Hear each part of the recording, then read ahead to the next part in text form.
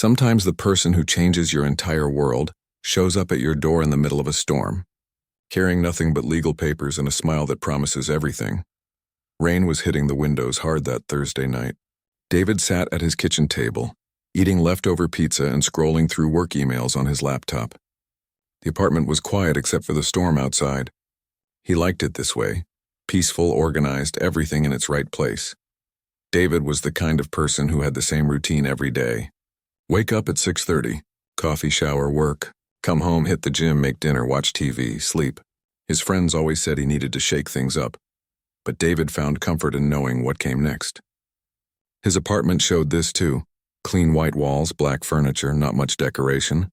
Everything neat and simple. He was about to close his laptop when someone knocked on his door. David looked at the clock. 9:15 at night. Who visits at 9:15 on a Thursday? He thought it might be old Mr. Johnson from next door. The building's elevator had been broken for 3 days, and Mr. Johnson always complained about having to use the stairs. But when David opened the door, he saw a young woman standing in the hallway. She was completely soaked from the rain.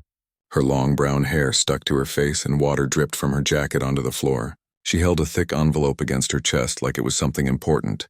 David recognized her, but it took him a second to remember from where. Then it hit him. This was Rachel, his sister Amy's college roommate. He had met her maybe twice before. Once at Amy's graduation party 2 years ago, and another time when she stopped by his sister's place while he was visiting. "I'm really sorry to bother you like this," Rachel said. Her voice was shaking a little, though David couldn't tell if it was from being cold and wet or from being nervous. "Amy gave me your address. She said you might be able to help me understand some legal papers. I know it's weird showing up at your door like this, but I didn't know where else to go." David stood there for a moment, surprised. He worked as a paralegal at a law firm downtown, so he did know about legal stuff, but having someone show up at his apartment at night asking for help was definitely not part of his usual routine. Looking at Rachel standing there dripping wet, David felt something he hadn't felt in a long time.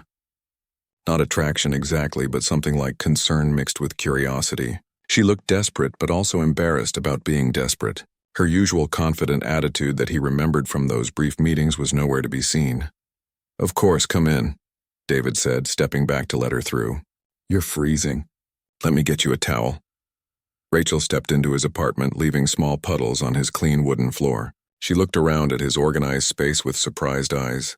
"Wow, this place is so neat," she said. "It's like a magazine photo." David felt a little embarrassed.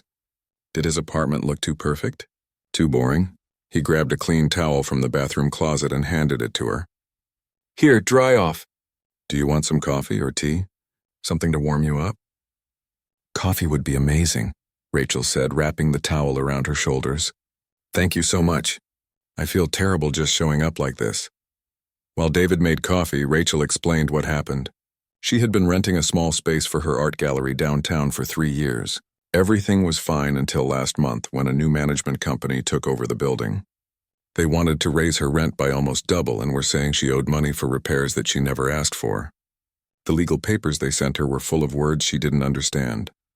"I tried calling a lawyer," Rachel said, accepting the hot coffee mug gratefully. "But they all want money up front that I don't have. Amy mentioned you work with legal stuff, so I thought maybe you could just look at these papers and tell me if what they're saying is actually legal." David watched as Rachel settled onto his couch. She pulled her knees up and wrapped her hands around the coffee mug like she was trying to absorb all its warmth. Somehow, having her there made his apartment feel different, less like a picture from a furniture catalog and more like a real place where real people lived. "Let me see what you've got," David said, sitting down beside her. As Rachel pulled the papers from the envelope, she started talking about her gallery. Her voice changed when she talked about it, became more alive, more passionate. She told him about the local artists she worked with, how she discovered new talent, how she loved watching people's faces when they saw a painting that spoke to them. "It's not making me rich," Rachel laughed, but it sounded a little sad. "Actually, it's barely paying the bills. But it feels important, you know. Like I'm creating something that matters." David found himself really listening, not just being polite. When was the last time someone had talked to him about something they truly cared about? His coworkers mostly complained about deadlines. His gym buddies talked about sports and TV shows. His family called to check in but kept conversations short and surface level. As he looked through Rachel's papers, David explained each section in simple terms. The management company was definitely trying to take advantage of her, using legal language to make invalid charges seem legitimate. Some of what they were demanding was completely against tenant rights law. "This whole section here is basically nonsense," David said, pointing to a paragraph full of legal jargon. "They can't charge you for improvements you didn't request, especially not after the fact." Rachel's shoulders relaxed for the first time since she'd arrived. "So I'm not crazy? I thought I was missing something obvious." "You're not crazy at all. These guys are hoping you don't know your rights." As they worked through the documents, David noticed how Rachel moved around his space. She didn't sit stiffly like most visitors. Instead, she curled up on his couch like she belonged there. She got up to look at his bookshelf, running her finger along the spines and commenting on titles she recognized. She noticed he had no artwork on his walls and asked him about it. "I never really thought about it," David admitted. "I guess I like things simple." "Simple can be beautiful," Rachel said, "but a little color never hurt anyone." The rain kept falling outside, creating a cozy feeling inside the warm apartment. What started as a quick favor was turning into something else, an actual conversation between two people getting to know each other. David realized he had been living in such a routine that he had forgotten what it felt like to be genuinely interested in another person's life. Rachel told him about places she had traveled, adventures she had taken after college, dreams she was still chasing despite the challenges. David found himself sharing things too, how he had always wanted to write but never found the time, how he sometimes felt like he was watching his life happen instead of really living it. Around midnight, Rachel stood up to stretch and walked over to the big window in his living room. The city lights looked blurry through the rain-covered glass. That's when it happened. She leaned against the wall beside the window, letting her now-dry jacket slide off her shoulders onto the nearby chair. When she turned back toward him, she had this smile on her face that David had never seen before. It wasn't the polite smile people gave when meeting briefly at parties. It was warm and real and seemed to suggest that something important was beginning between them. "You know something?" Rachel said, her voice soft. "I came here tonight thinking I just needed someone to explain some legal papers to me. But sitting here talking with you, I think what I really needed was to remember what it feels like to have a genuine conversation with someone who actually listens." David felt something shift inside his chest. This woman had walked into his organized, predictable life like a storm, literally arriving in the middle of one, and somehow made everything feel more real, more alive, more worth paying attention to. The rain kept falling harder outside, making the apartment feel like a safe little bubble in the middle of the storm. David made fresh coffee while Rachel settled deeper into his couch, pulling a soft throw blanket around her shoulders. The legal papers were spread across his coffee table, but somehow they didn't seem as important anymore. "So what made you want to open an art gallery?" David asked, bringing 2 steaming mugs over to the living room. He sat down on the other end of the couch, leaving comfortable space between them but close enough to keep talking easily. Rachel's face lit up in a way that made her look completely different from the worried woman who had knocked on his door an hour earlier. "It started by accident, really," she said, wrapping her hands around the warm mug. "After college, I was working at this boring office job, pushing papers around all day. I felt like I was slowly disappearing." She took a sip of coffee and continued. "One weekend, I was walking through the arts district downtown, and I saw this tiny empty storefront. There was a "for rent" sign in the window, and I just stood there staring at it for like 20 minutes. I kept imagining what it could look like, filled with beautiful artwork, with people coming in and discovering something that made them feel alive." David found himself leaning forward, genuinely interested. "So you just decided to go for it?" "Not right away," Rachel laughed. "I spent 3 months making lists of all the reasons it was a terrible idea. No business experience, barely any savings, didn't know anything about running a gallery, but the idea wouldn't leave me alone. Finally, I realized that all my reasons for not doing it were just fear dressed up as logic." As she talked, Rachel moved around his apartment naturally, like she had been there many times before. She got up to examine his bookshelf more closely, pulling out a travel book about Japan and flipping through it. "Have you been here?" she asked, showing him a picture of cherry blossoms. "No, but I've always wanted to." David admitted. I bought that book 3 years ago thinking I'd plan a trip. It's still sitting there. Rachel looked at him with curiosity. What stopped you? David thought about it for a moment. Work, I guess, and I don't know. It felt like such a big thing to do alone. I kept thinking I'd go when I had someone to travel with, or when work slowed down, or when I saved more money. There was always a reason to wait. Waiting for the perfect moment is the enemy of actually living, Rachel said softly, putting the book back on the shelf. I learned that the hard way. She moved to his window again, looking out at the city lights blurred by rain. After I opened the gallery, I realized how much of my life I had spent waiting for permission to do things I wanted to do. Permission from other people, from circumstances, from some imaginary future version of myself who would be braver and more ready. David watched her silhouette against the window and felt something stir inside him that he hadn't felt in years. Not just attraction, though that was definitely there, but something deeper, like recognition, like he was looking at someone who understood something about life that he was just beginning to figure out. What kind of art do you show? He asked. Rachel turned back toward him, her eyes bright with enthusiasm. Local artists, mostly. People who work regular jobs during the day and paint or sculpt or take photographs in their spare time. Artists who never thought they were good enough for a real gallery. She air-quoted the word real with obvious frustration. There's this woman, Patricia, who's a nurse at the children's hospital. She makes these incredible ceramic pieces inspired by the stories her young patients tell her. And there's this guy Jake who drives a delivery truck but creates these amazing street photography prints that capture the soul of the city in ways I never noticed before. As Rachel described her artists, David realized he had never heard anyone talk about their work with such genuine passion. She wasn't just running a business, she was creating a community, giving people a place to share the things that mattered most to them. It sounds amazing, David said. I'd love to see it sometime, really. Rachel's smile was so bright it made his chest feel warm. Most people think it's just a hobby that got out of hand. Who says that? Rachel sat back down on the couch, this time closer to David than before. My parents, mostly. They keep asking when I'm going to get a real job and stop playing around with art. My ex-boyfriend used to call it my expensive daydream. Ex-boyfriend? David asked, then immediately felt awkward for asking. Sorry, that's none of my business. No, it's okay, Rachel said, though her voice got a little quieter. We broke up about 6 months ago.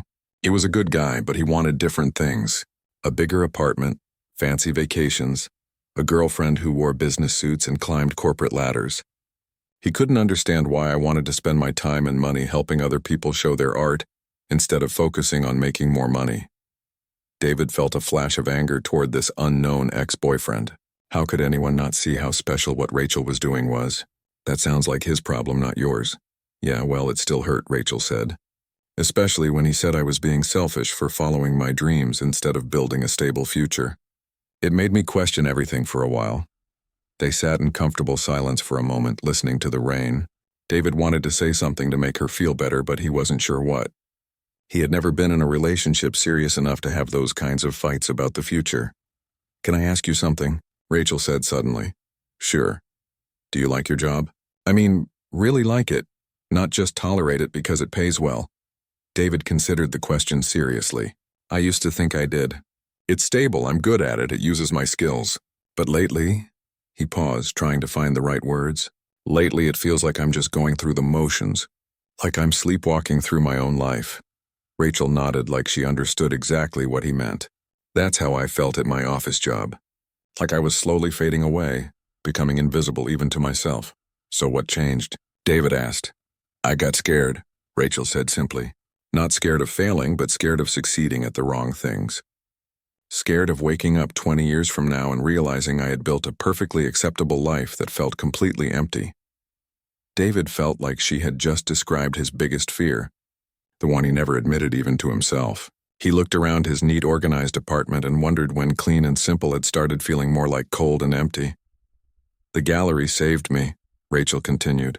Even when it's stressing me out, even when I'm barely making rent, I wake up every morning excited about what might happen that day. When was the last time you felt that way about something? David thought about it and realized he couldn't remember. When had he stopped looking forward to things? When had his life become just a series of tasks to complete, rather than experiences to enjoy. I used to want to write, he said quietly. Stories, maybe a novel someday. I used to stay up late writing in college, completely losing track of time because I was so caught up in whatever I was working on. What happened to that? Practical concerns, I guess. Writing doesn't pay bills. I convinced myself it was just a phase, something I'd grow out of. Rachel leaned closer to him on the couch. But did you grow out of it, or did you just put it away? David met her eyes and felt something crack open inside his chest. I put it away, he admitted. I told myself I'd come back to it later when I had more time, more security. But later never came. It could still come, Rachel said softly. Later is just another word for now if you decide it is. Outside, the storm was finally starting to calm down. The rain had gentled from a downpour to a steady patter against the windows. But inside David's apartment, something else was just beginning to build. A sense of possibility, of connection, of two people discovering they weren't as different as they thought. I should probably go, Rachel said, but she made no move to get up from the couch. You could stay, David said, then quickly added, I mean until the rain stops completely. It's still pretty bad out there. Rachel smiled that mysterious smile again, the one that made David feel like something wonderful was about to happen. Okay, she said. I'll stay a little longer. Neither of them mentioned that the rain had already slowed down enough for her to leave safely. Some conversations are too important to end just because the weather changes. Sunlight was streaming through David's living room windows when he woke up in his own bed the next morning. For a moment he lay there confused, listening to unfamiliar sounds coming from his kitchen. The gentle clatter of dishes, water running, someone humming softly. Then he remembered. Rachel had fallen asleep on his couch around 2 a.m, right in the middle of telling him about an art show she had organized in a park last summer. David had grabbed a spare blanket from his closet and covered her up, watching her peaceful face for just a moment before heading to his bedroom. Now, the smell of coffee and something cooking was drifting down the hallway. David pulled on a clean t-shirt and walked toward the kitchen, feeling nervous in a way he hadn't felt in years. What do you say to someone the morning after you've shared your deepest fears and dreams with them? He found Rachel standing at his stove, flipping what looked like pancakes in his rarely used frying pan. She was wearing one of his oversized sweaters over her clothes from the night before, and her hair was pulled back in a messy bun. She looked completely at home in his kitchen, more natural there than he ever did. Good morning, she said, turning to smile at him. I hope you don't mind. I found pancake mix in your cabinet and figured I should make breakfast as a thank you for letting me crash here. Though I have to say, your kitchen was suspiciously well stocked for someone who claims to live on leftover pizza. David felt his cheeks warm up a little. I keep meaning to cook more. I buy groceries with good intentions and then end up ordering takeout instead. Story of my life, Rachel laughed. Except I actually do cook. I just burn everything because I get distracted thinking about other things. She handed him a cup of coffee, and their fingers brushed for just a second when he took it. David felt that same little spark from the night before, that sense of connection that seemed to happen whenever they touched, even accidentally. How did you sleep? He asked, sitting down at his kitchen table while Rachel finished the pancakes. Better than I have in weeks, Rachel said honestly. Your couch is really comfortable, and it was so quiet here. My apartment is above a restaurant, so there's always noise until late at night. David watched her move around his kitchen, noting how she seemed to know exactly where everything was, even though she had never been there before. She found plates in the right cabinet, syrup in the refrigerator, forks in the correct drawer. It was like she belonged there. I should probably get going soon, Rachel said as she set a plate of pancakes in front of him. I need to shower and change before I open the gallery this afternoon. What time do you usually open? David asked, taking a bite of pancakes that were surprisingly perfect, fluffy and golden brown. Around noon on Fridays. Gives me time to set up any new pieces and make sure everything looks good. I have a new artist showing this week, a college student who does these incredible mixed media pieces about growing up in a small town. As Rachel talked about her gallery and the artists she worked with, David found himself thinking about his own day ahead. Same routine as always. Shower, coffee, drive to the office, spend 8 hours reviewing legal documents, drive home, hit the gym, order dinner, watch TV until bedtime. When he compared it to Rachel's day, which seemed full of creativity and possibility and genuine human connection, His life felt incredibly flat. "Can I ask you something?" David said suddenly. "Of course. Last night you said you were scared of succeeding at the wrong things. How do you know what the right things are?" Rachel sat down across from him at the table, cradling her coffee cup in both hands the same way she had the night before. "I think the right things are the ones that make you feel more like yourself, not less. The ones that connect you to other people instead of isolating you. The ones that make you excited to wake up in the morning even when they're difficult." She paused to take a sip of coffee, thinking, "My gallery isn't making me rich, and some months I barely break even. But every time someone walks in and discovers a piece of art that speaks to them, every time an artist sells their first piece, every time someone tells me the gallery made them want to try creating something themselves, those moments make everything worth it." David felt something twist in his chest. When was the last time his job had created a moment like that? When was the last time anything in his life had created a moment like that? "What about you?" Rachel asked. "When do you feel most like yourself?" David thought about it seriously. "Honestly, last night talking with you, I felt more awake and alive than I have in months. Maybe years." Rachel's smile was soft and understanding. "That's not nothing, David. That's actually everything." They finished breakfast mostly in comfortable silence, both lost in their own thoughts. David kept stealing glances at Rachel, trying to memorize how she looked sitting at his kitchen table in the morning light. There was something about her that made everything feel more real, more significant. When Rachel finally gathered her things to leave, they both seemed reluctant to end whatever had started between them the night before. She folded his sweater neatly and handed it back to him, and he could smell her perfume on it, something light and floral that he wanted to keep breathing in. "Thank you," she said as they stood by his front door. "Not just for helping with the legal stuff, but for listening. For caring about what I'm trying to do with the gallery. It means more than you know." "Thank you for trusting me with it," David said, "and for helping me remember what it feels like to have a real conversation about things that matter." They looked at each other for a long moment, and David felt like they were standing at the edge of something important. Like the next words one of them said could change everything. "David," Rachel said finally, "would you like to come see the gallery sometime? I mean, before I potentially have to close it down because of all this legal stuff. I think you might understand what I'm trying to create there." David felt his heart speed up. "I would love that. Really? You're not just being polite. Really. I want to see the place that makes you light up the way you did when you talked about it last night." Rachel's smile was brilliant. "How about tomorrow? Saturday afternoon? The lighting is best then, and I'll have some new pieces up." "It's a date," David said, then immediately felt his face turn red.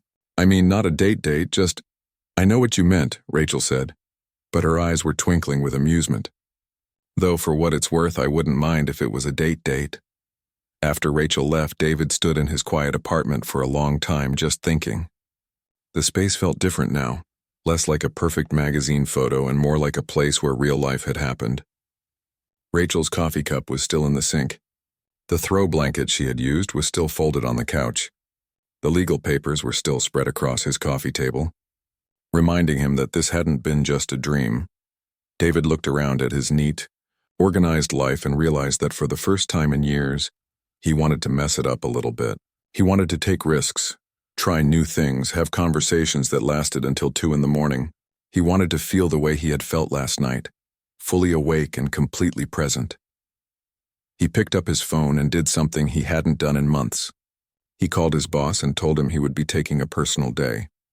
Then he sat down at his kitchen table, opened his laptop, and started writing. Not legal documents or work emails, but a story, the beginning of something new. Outside his window, the city was waking up to a beautiful Saturday morning full of possibility and promise.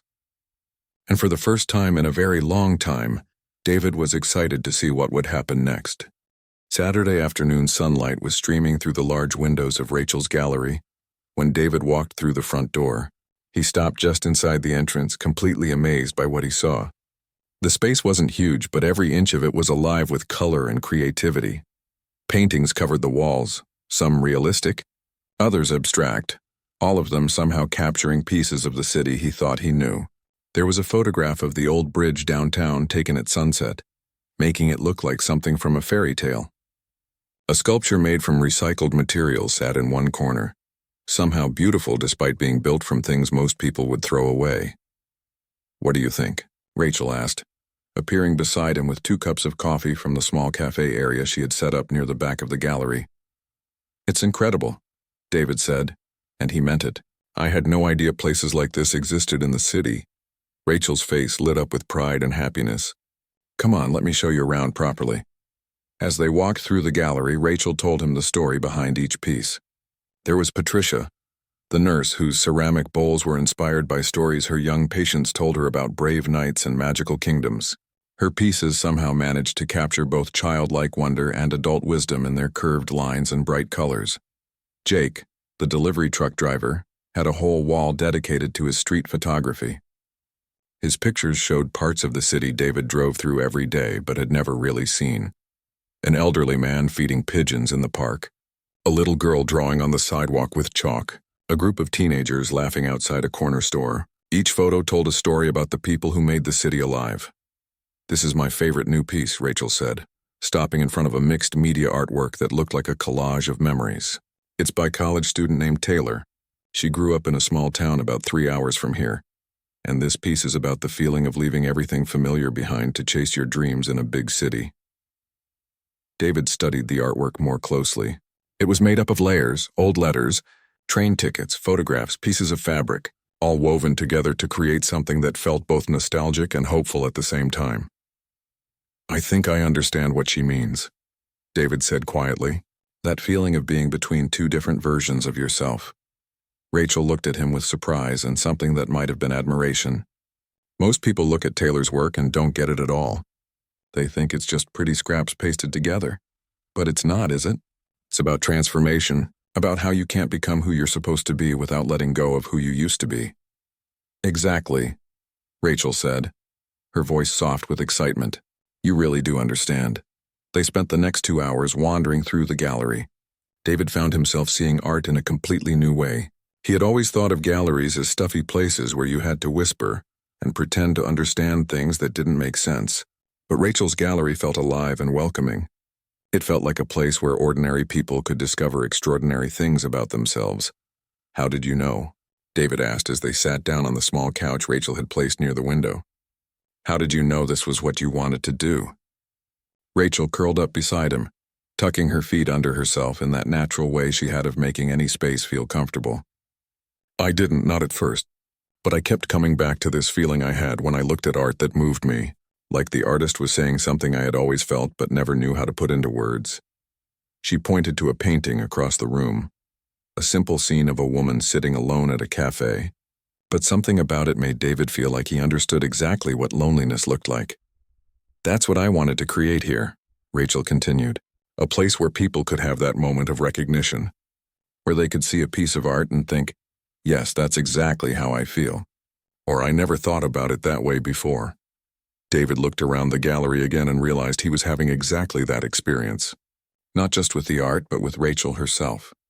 Being with her felt like finding someone who spoke his language, who understood things about life that he was just beginning to figure out. Over the next few weeks, David found himself spending more and more time at the gallery. He would stop by after work, sometimes bringing dinner for Rachel when she was working late. He started to recognize the regular visitors, art students from the nearby college, elderly couples who made the gallery part of their weekly routine, young professionals like himself who seemed hungry for something more meaningful than their daily grind. Rachel introduced him to some of the artists whose work was displayed. Patricia, the nurse, turned out to be a warm, funny woman who told stories about her patients that made David laugh and sometimes brought tears to his eyes. Jake, the photographer, was quiet but thoughtful, with an amazing ability to notice details that everyone else missed. "You should try creating something yourself," Rachel suggested one evening as they were cleaning up after a small opening reception for a new exhibit. "I can't draw," David said immediately. "I can barely stick figures." "Art isn't just drawing," Rachel laughed. "Remember those stories you used to write? That's creating too. That's putting something into the world that wasn't there before." David felt that familiar flutter of excitement and fear whenever someone mentioned his old dream of writing. "I wouldn't even know where to start anymore. Start with something small. A short story about something that matters to you, or about something you've observed. You notice things, David. You see layers in art that other people miss. I bet you see layers in people too. That night, David went home to his apartment, which was starting to look less like a furniture catalog and more like a place where someone actually lived. Rachel had convinced him to buy a small painting from one of her artists, a simple landscape that somehow made his white walls feel less cold. She had also given him a small, succulent plant that sat on his kitchen counter, requiring just enough care to make him feel responsible for something living. He sat down at his kitchen table with his laptop and started typing. Not a legal brief or a work email, but a story about a man whose organized life gets turned upside down when someone unexpected knocks on his door during a storm. He wrote for 3 hours straight, completely losing track of time in a way he hadn't experienced since college. When he finally stopped writing and looked at what he had created, David felt something he hadn't felt in years, proud of something he had made with his own hands and imagination. The next day, he printed out the story and brought it to Rachel at the gallery. His hands were shaking a little as he handed it to her. "You don't have to read it now," he said quickly. "Or ever, really. I just wanted to show you that I tried." Rachel took the pages and looked at the title he had written at the top. "The Storm That Changed Everything." "Can I read it right now?" she asked. "I promise to be honest about what I think." David's stomach flipped with nervousness, but he nodded. He wandered around the gallery, pretending to look at the art while Rachel sat on the couch reading his story. Every few minutes he would glance over at her, trying to read her expression. When she finished, Rachel looked up at him with tears in her eyes. "David," she said softly, "this is beautiful. It's honest and real, and it made me feel things. You have to keep writing." "Really? You're not just being nice?" "I'm never just nice about art," Rachel said firmly. "Art is too important for empty compliments. This story matters. You should submit it somewhere." David felt like he might float away from happiness. When was the last time someone had believed in his abilities this completely? As the weeks went by, David and Rachel fell into a rhythm. He would write in the evenings and bring his stories to share with her. She would talk about new artists she was considering for the gallery and ask his opinion about how to arrange exhibits. They took long walks through the city, with Rachel pointing out details he had never noticed and David telling her stories about the people they passed on the street. It wasn't just romance, though that was definitely growing between them. It was partnership. It was two people helping each other become better versions of themselves. One afternoon, Rachel got a call that made her face go pale. After she hung up, she sat down heavily on the gallery couch. "That was the building management company," she said. "They're moving forward with the eviction notice. I have 30 days to come up with the money they say I owe them, or I have to close the gallery." David felt his heart sink. The gallery wasn't just Rachel's dream anymore. It had become important to him too. It was where he had rediscovered his love of creating, where he had learned to see beauty in unexpected places. "How much money?" he asked. When Rachel told him the amount, David whistled low. It was a lot of money, more than either of them had saved up. "But you know what?" David said, surprising himself with his determination. "We're not going to let them win this easily. You said yourself that this place matters, that it creates something important in the world. Let's fight for it." Rachel looked at him with a mixture of hope and skepticism. "What do you mean?" "I mean, let's organize something. An event, a fundraiser. Let's show this whole city what they would lose if your gallery closes. Let's make some noise." For the first time since the phone call, Rachel smiled. "You really think?" 3 weeks later, the gallery was buzzing with more activity than Rachel had ever seen. David had thrown himself into organizing the fundraising event, with the same careful attention he usually gave to legal documents, but this time with a passion that surprised everyone who knew him. They called it Art Saves. Live Zimra, a night celebrating all the local artists who had shown their work at Rachel's gallery over the past 3 years. David had contacted every artist, every regular visitor, every person who had ever bought a piece or attended an opening. He had reached out to local newspapers and radio stations. He had even convinced some nearby restaurants to donate food for the event. "I can't believe how many people are coming," Rachel said, looking at the list of RSVPs that kept growing every day. "I never realized how many lives this little gallery had touched." David smiled as he hung streamers from the ceiling. The gallery looked magical, filled with more artwork than usual as former exhibitors brought back pieces to display for one special night. Patricia had created a special ceramic piece just for the fundraiser, a bowl painted with the words "Community Lives Here" in flowing script. The evening of the event, people started arriving before the official start time. David watched from behind the small table where they were selling raffle tickets as the gallery filled with faces both familiar and new. There was Mrs. Chen, the elderly woman who came every Saturday to look at the landscape paintings because they reminded her of her childhood home. There were college students who had discovered their love of photography through Jake's work. There were young families who brought their children to see that art could be made by regular people who lived regular lives. "Look," Rachel whispered to David, pointing toward the entrance. Jake, the delivery truck driver, was walking in with what looked like his entire extended family: grandparents, siblings, cousins, even small children who gazed wide-eyed at his photographs displayed prominently on the wall. "I never knew Jake had such a big family," David whispered back. "He told me once that he was too embarrassed to invite them to see his work," Rachel said, her voice thick with emotion. "He thought they wouldn't understand why taking pictures mattered to him."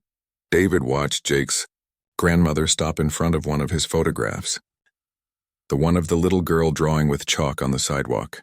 The older woman stood there for a long time, then turned to Jake and said something that made him smile bigger than David had ever seen. "They understand," David said quietly. The evening continued to surprise them both. Taylor, the college student whose mixed media piece had moved David so much, had brought several friends who were also artists. They clustered around her work, talking excitedly about techniques and inspiration. One of them asked Rachel if she ever considered hosting art-making workshops for people who wanted to try creating, but didn't know where to start. "Actually," Rachel said, glancing at David, "that's not a bad idea. This place should be about more than just displaying art. Maybe it should be about helping people discover they can create too." As the evening went on, something beautiful started to happen. People weren't just looking at the art, they were talking to each other about it. David overheard conversations between strangers who found common ground in their reaction to a particular painting. He saw elderly visitors explaining techniques to curious teenagers. He watched parents encouraging their children to look closely and share what they saw in different pieces. The gallery had become exactly what Rachel had always dreamed it could be, a place where art brought people together and helped them see the world through each other's eyes. A woman David didn't recognize approached their table. "I'm Janet from the Community Foundation. I read about your event in the paper, and I wanted to let you know that we're very interested in discussing a partnership with your gallery." David and Rachel exchanged excited glances. The Community Foundation was a big deal. They provided grants and support to organizations that strengthened neighborhoods and brought people together. "We've been looking for a space to host some of our community engagement programs," Janet continued. "Art therapy for seniors, creative workshops for at-risk youth, cultural events that celebrate the diversity of our city. Your gallery seems like it might be exactly what we've been searching for." By the end of the evening, they had raised more money than Rachel had dared to hope for, but more importantly, they had created something that felt bigger than just saving one small gallery. They had shown the community what was possible when people cared about something together. As the last visitors left and David and Rachel started cleaning up, they both felt exhausted but exhilarated. "We did it," Rachel said, collapsing onto the couch with a tired but happy smile. "We actually did it." David sat down beside her, looking around at the gallery that now felt as much like his home as his apartment did. "No, you did it. You created something worth saving. I just helped people see what was already here." Rachel turned to look at him seriously. "David, I couldn't have done any of this without you. Not just the fundraiser, but all of it. You helped me remember why this place matters. You helped me believe it was worth fighting for." David felt his heart speed up as Rachel moved closer to him on the couch. They had grown so much closer over the past few months, but they had been so focused on saving the gallery that they hadn't talked about what was happening between them personally. "Rachel," he said softly, "I need to tell you something." "What?" "That first night you showed up at my apartment, I thought you were just someone who needed help with some legal papers. But you changed everything for me. You helped me remember what it feels like to be excited about life, to care about things that matter, to take risks for something beautiful. Rachel's eyes were soft and bright as she listened to him. I know we've been focused on the gallery, David continued, but I can't pretend that what I feel for you is just friendship. I'm in love with you, Rachel. I'm in love with your passion and your kindness and the way you see possibility everywhere you look. Rachel was quiet for a moment, and David felt his stomach twist with nervousness. Had he misread everything between them? Then she smiled that same mysterious smile from the first night, the one that had made him feel like something wonderful was about to begin. I love you too, she said simply. I think I started falling for you that first night when you listened to me talk about the gallery, like it actually mattered. Like my dreams were worth taking seriously. David felt like he could barely breathe. Really? Instead of answering with words, Rachel leaned forward and kissed him. It was soft and sweet and tasted like the future they were going to build together. 6 months later, David was sitting at what had become his regular table in the gallery's expanded cafe area, working on his laptop. He had quit his job at the law firm and started freelancing, doing legal consulting for artists and small creative businesses. It turned out there was a real need for someone who understood both the law and the creative world. His first collection of short stories was going to be published by a small local press in the fall. Rachel had convinced him to submit them, and to his amazement, the publisher had said his writing captured something important about finding authenticity in modern life. The gallery was thriving in ways Rachel had never imagined possible. The partnership with the Community Foundation had brought in steady funding and new programs. The art workshops were so popular they had a waiting list. Local schools brought groups of students for field trips that often inspired kids to try creating their own art. But the best part was watching how the space continued to bring people together. David looked up from his laptop to see Mrs. Chen teaching a group of teenagers how to look at landscape paintings. Jake was helping Taylor hang her latest piece, a new work about the feeling of finding your community in an unexpected place. How's the writing going? Rachel asked, sliding into the chair across from him with 2 cups of coffee. Good, David said, closing his laptop and giving her his full attention. I'm working on a new story about a woman who opens an art gallery in a city that doesn't think it needs more art. Rachel laughed. That sounds like a story I'd like to read. David looked around the gallery, which had become so much more than either of them had originally imagined. It was a community center, a creative workshop, a place where people discovered they could make beautiful things with their own hands. It was exactly what Rachel had envisioned that first night when she talked about wanting to create a place where people could have moments of recognition and connection. Can I tell you something? David said, reaching across the table to take Rachel's hand. Always. That first night when you knocked on my door, I was just existing, going through the motions, waiting for something to happen. I didn't even realize how empty everything felt until you showed me what it was like to be truly alive. Rachel squeezed his hand. You know what I think? What? I think we saved each other. I was so focused on saving the gallery that I forgot I needed saving too. I needed someone who would see what I was trying to create and help me make it even better than I dreamed it could be. David lifted her hand to his lips and kissed her knuckles gently. So what happens now? Rachel's smile was bright with possibility. Now we keep building, keep creating, keep helping other people.